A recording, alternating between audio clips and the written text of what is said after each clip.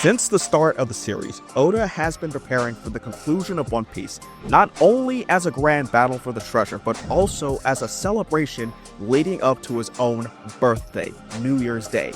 To be clear, I'm not saying One Piece ends on New Year's Day, but it ends like New Year's Day.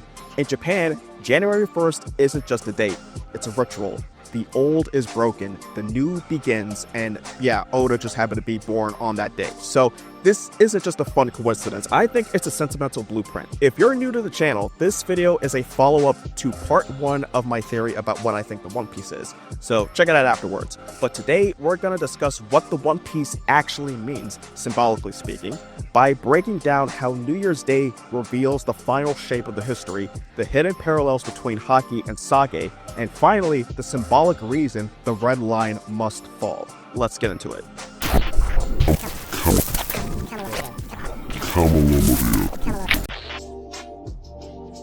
Newsflash, if in case it wasn't obvious, the end of One Piece will probably feel like the biggest battle in the series. Whether it's Luffy versus Blackbeard or Luffy versus Emu, at this point, you guys know who I'm rooting for to be Luffy's final opponent. But aside from that, what if the final clash also works on another level? Not just as a fight, but as a ritual, a symbolic act that breaks a seal and brings the world together. There's a tradition in Japan called Kagami Biraki, which means opening the mirror. It's when a sake barrel is cracked open during a major celebration, weddings, anniversaries, even New Year's Day. It's not just about the drink, it's about what it represents. Breaking the lid symbolizes a fresh start. Sharing the sake is a gesture of unity. It makes the whole vibe feel kind of holy and sacred. And the more I look at how One Piece is structured, especially what's waiting at the end, the more I think this ritual might be a key to understanding the story's final message. Not like for real, but as a metaphor that's been sitting front row this whole time. Think about how the One Piece world is shaped. The seas are split into 4. The red line cuts across the planet like a scar. This massive immovable wall that divides not just oceans, but people, entire cultures, entire histories. What if that wasn't just world building, but symbolic? In Kagami Biraki, the sake barrel is sealed with a sacred rope called the Shirinawa. You can't open it until the right moment, until the celebration is ready, and that's when something clicked for me. The red line might function the same way, not literally, but symbolically, as a Shimanawa on a global scale, a sacred knot, a line drawn to contain something powerful until the right moment comes. And when that moment hits, the seal breaks. When the seal breaks, the world doesn't just change, it opens. Now, here's where it gets interesting. Go back to volume 1 of One Piece, the very first cover. Who's on it? Luffy, Zoro, Nami. No Usopp, no Sanji, no full crew yet. Just those 3. And I don't think that's just early series simplicity. I think Oda was framing the story's core from the start using these 3 characters, because in the Kagami Biraki ritual, there are 3 symbolic elements included. The Happy Coat, worn by the person breaking the barrel, the Sugidama, a green cedar ball hung to mark that the sake is ready, and the Dadai, a bitter orange that symbolizes longevity and family line. Now, watch what happens when you line those up with Luffy, Zoro, and Nami. So let's start with Luffy. He almost wears red all the time. That might not seem important until you realize that in Kagami Biraki, the person who leads the ceremony wears a happy coat, in which the red variety is typically worn the most.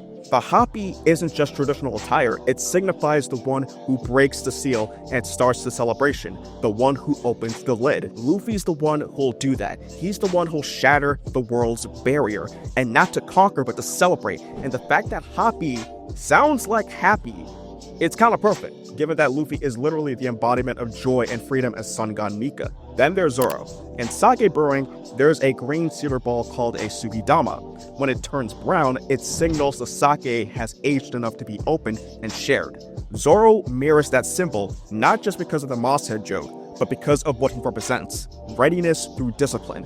His goal is to defeat Mihawk and become the world's greatest swordsman, but he's not rushing that moment. He's not hunting Mihawk down or forcing the fight. He's training, waiting, preparing himself so when the time comes, the win will be real, earned, and final. That's the Sugidama in action, a quiet signal that the right moment has arrived. And finally, Nami, the navigator. On the traditional Kagami Mochi, a Dai sits on top. It's a type of bitter orange and it symbolizes continuity between generations. Nami grows mekons, a citrus fruit, on the Merry and currently the Sunny.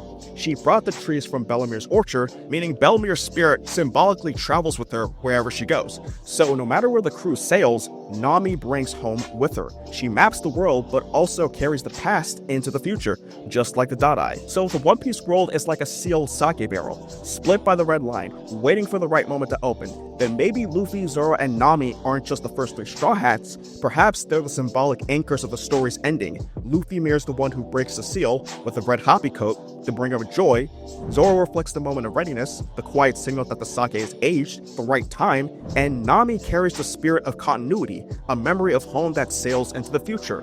They don't literally perform the Kagami Biraki ritual, but the roles they play, visually, thematically, and emotionally, line up almost too well to ignore. And that might be why Oda chose to spotlight these three, and only these three, on the cover of Volume 1. So if Luffy's meant to break the seal, then what is the thing waiting to be released in the form of the world uniting as one sea? To answer that, we need to look at Haki and how it might be a lot more like sake than we ever realized. Let's talk about what's actually inside the barrel. The barrel being the blue planet. Because of the One Piece world is sealed like a sake barrel, and Luffy's the one who breaks that seal. The big question is, what's being released? And I don't just mean treasure. What if it means something spiritual? Something that's been building, waiting, and getting stronger over time? That's where Haki comes in. Haki's been around for most of the series. By now, we know it's not just a fighting technique, it's a person's spirit, their will. The stronger your beliefs, the stronger your Haki. And the more I thought about that, the more it reminded me of something else. Sake. Not because it's a drink, but it's because of how it's made and what it represents when it's finally shared. Sake is not ready to drink when it's made. It must be brewed, aged, and cared for. It undergoes pressure and change, and when it's finally ready, it's meant to be shared. Similarly, Haki in One Piece is not innate. It develops through growth, sharpening, pain, loss, belief, and conviction. It embodies your will and spirit, the part that perseveres. In the story, Haki transcends combat. It's about standing up for your dream and empowering others to pursue theirs. The comparison to sake is so fitting because it both requires time and are deeply personal. So when revealed, they symbolize connection and significant moments, like Luffy and Dressrosa or Wano, where Haki played a crucial role in liberating the oppressed, fostering a shared sense of freedom. So far, we've been looking at sake barrels as the main metaphor, and in part 1 of this theory, we talked about how whales also fit into that role, carrying something sealed, aged, and ready to be released when the time is right, like the One Piece possibly being whale poop. Quick recap. Part 1 was all about ambergris, a rare substance produced by whales.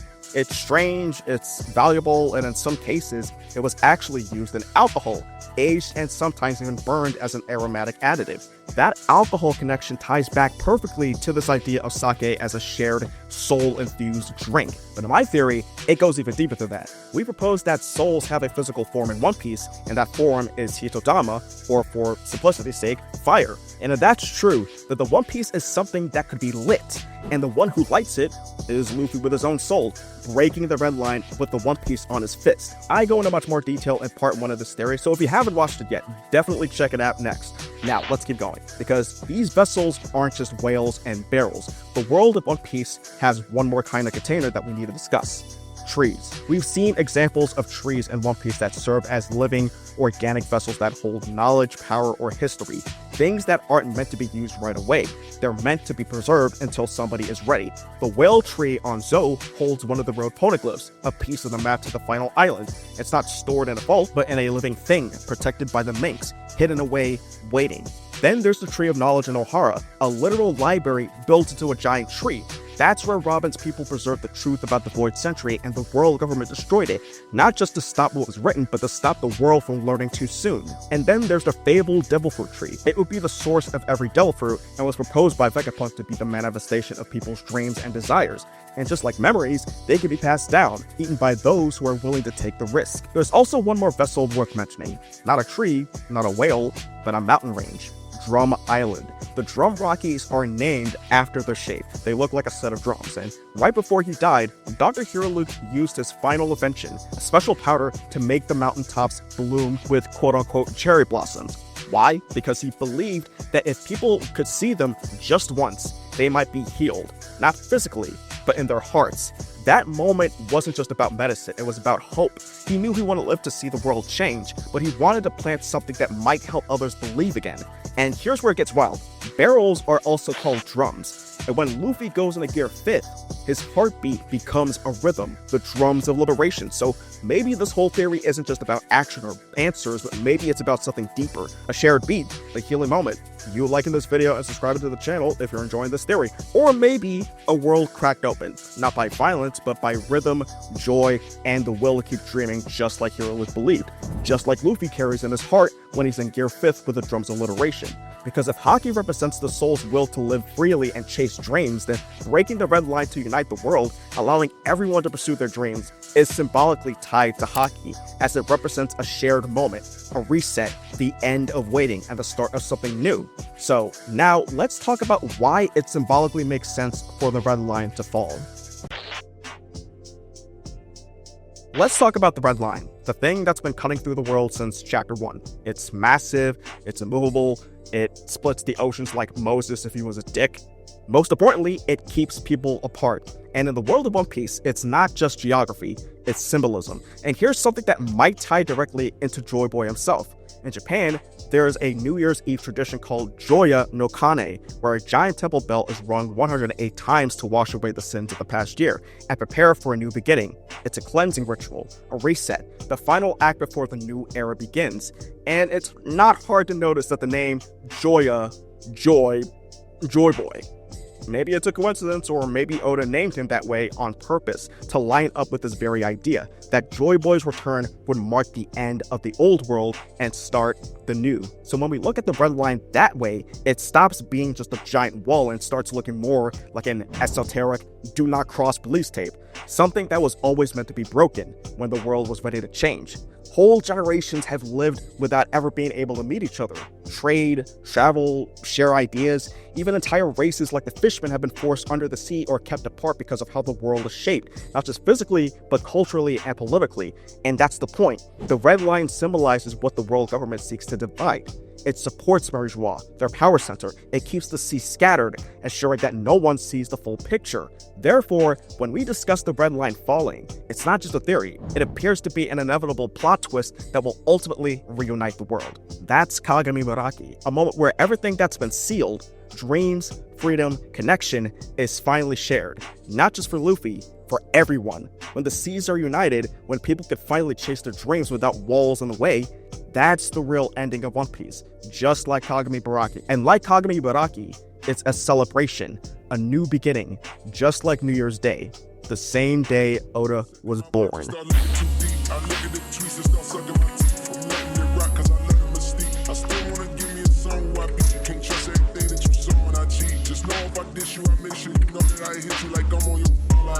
I'm aiming the album to fall off. It's pretty ironic, 'cause it ain't no fall off for me.